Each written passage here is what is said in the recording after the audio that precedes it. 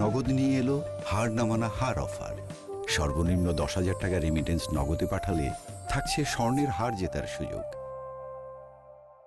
আপনারা জানেন এখানে কয়েকদিন আগে একটি ধর্ষণের ঘটনা ঘটেছে।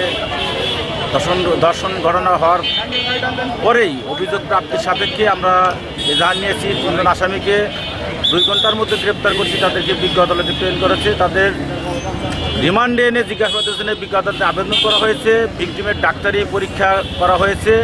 এখন শুধু ডিএনএ পরীক্ষা করতে হবে। এরপরে মামলা আমরা চূড়ান্ত রিপোর্ট প্রতিবেদন দাখিল করব বিজ্ঞ আদালতে। হসপিটাল একটি জনগুরুত্বপূর্ণ জায়গা। আমি আশা করব এখানে যেন কোনো বিশৃঙ্খলা না হয়। তারা যে দাবিতে এসেছে তাদের দাবি কর্তৃপক্ষ দেখেছে এবং যে দাবি যারা করবে কর্তৃপক্ষের মাধ্যমে যেন বিষয়টি নিষ্পত্তি হয়ে যায়।